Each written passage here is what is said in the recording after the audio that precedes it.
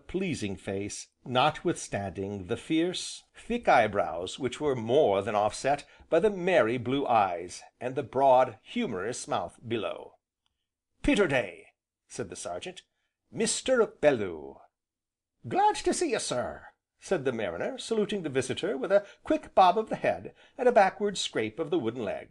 "You couldn't make port at a better time, sir, and because why? Because the kettle's a biling, sir, the muffins is piping hot, and the shrimps is a laying hove to, waiting to be took aboard, sir." Saying which, Peterday bobbed his head again, shook his wooden leg again, and turned away to reach another cup and saucer. It was a large room for so small a cottage, and comfortably furnished, with a floor of red tile, and with a grate at one end well raised up from the hearth. Upon the hob a kettle sang murmurously, and on a trivet stood a plate whereon rose a tower of toasted muffins. A round table occupied the middle of the floor, and was spread with a snowy cloth, whereon cups and saucers were arranged, while in the midst stood a great bowl of shrimps. Now, above the mantelpiece, that is to say, to the left of it, and fastened to the wall, was a length of rope cunningly tied into what is called a running bowline.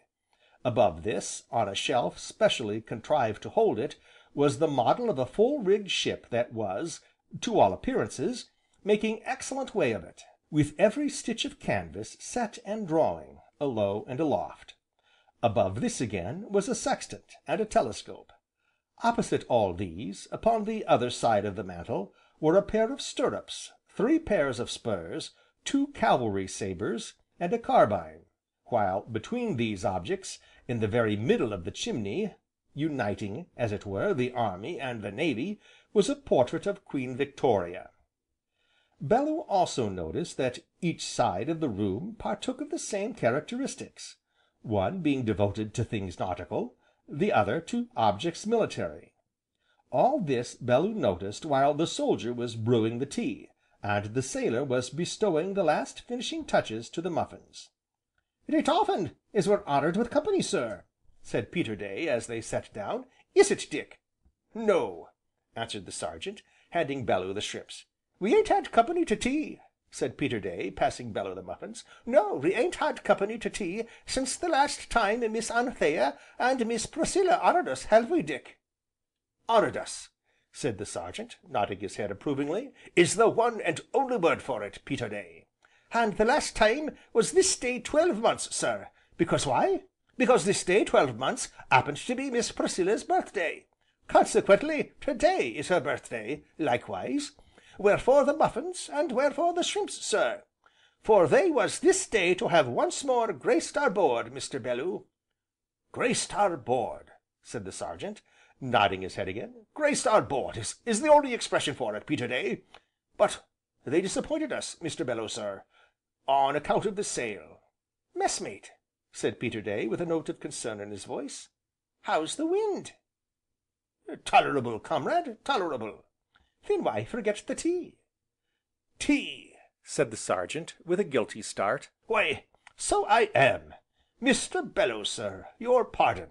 And, forthwith, he began to pour out the tea very solemnly, but with less precision of movement than usual, and with abstracted gaze. "The Sergeant tells me you're a musician," said Bellew, as Peterday handed him another muffin. "A musician! Me! Think o' that now! To be sure, I do toot on the tin whistle now and then, sir, such things as the British Grenadiers, and the Girl I Left Behind Me, for my shipmate, and the Bay of Biscay, and a Life on the Ocean Wave for myself. But a musician, Lord! You see, sir," said Peterday, taking advantage of the Sergeant's abstraction, and whispering confidentially behind his muffin, "this messmate o' mine has such a high opinion of my gifts as is fair overpowering, and a tin whistle is only a tin whistle, after all." "And it is about the only instrument I could ever get the hang of," said Bellew. "Why, do you mean as you play, sir?" "Hardly that, but I make a good bluff at it." "Why then, I've got a couple of very good whistles, if you're so minded we might try a duet, sir, arter tea." "With pleasure," nodded Bellew. But hereupon Peterday, noticing that the Sergeant ate nothing, leaned over and touched him upon the shoulder.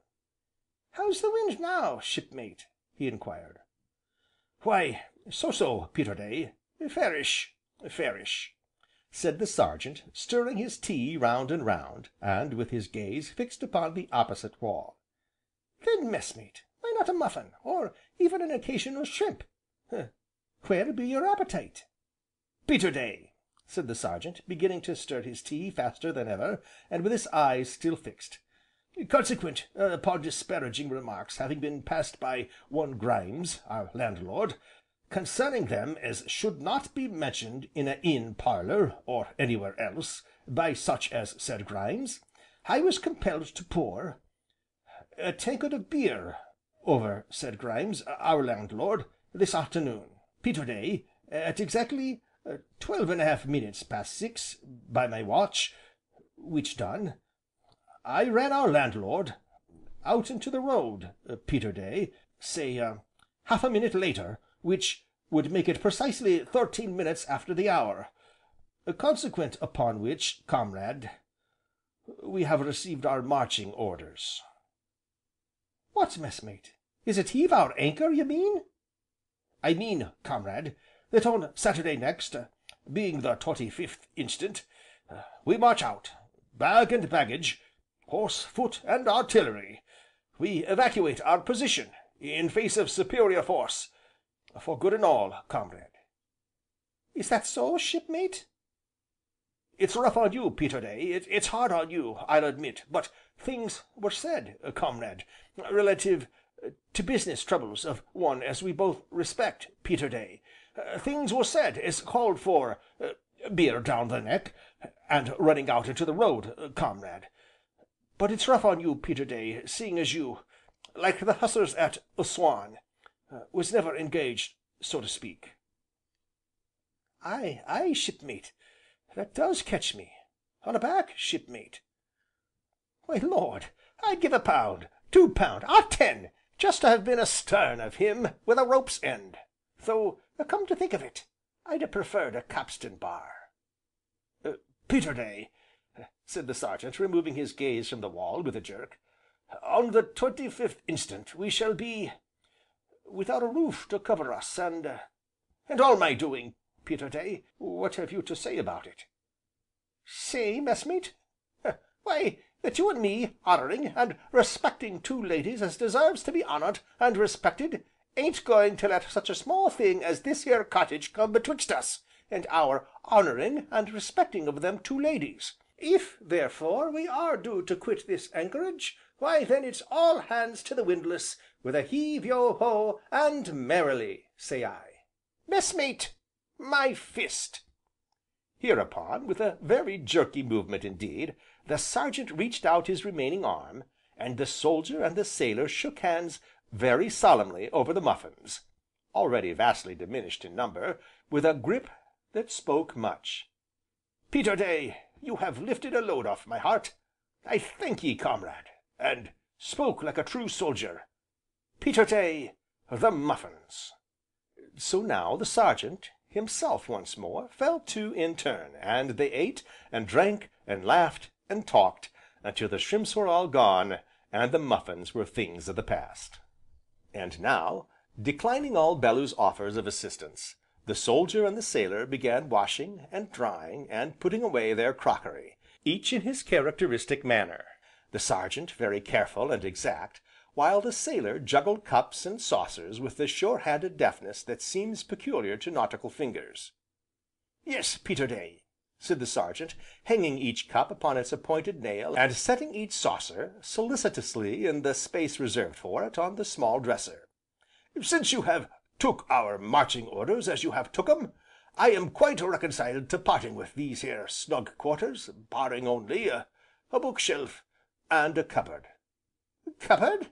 returned Peterday with a snort of disdain, "why there never was such a ill contrived, lubberly cupboard as that, in all the world. You can't get at it unless you lay over to port, on account of the clothes press, and then hard a starboard, on account of the dresser, and then, it being in the darkest corner " "True, Peterday, but then I'm used to it, and use is everything, as you know. I can lay my hand upon anything, in a minute, watch me." saying which, the Sergeant squeezed himself between the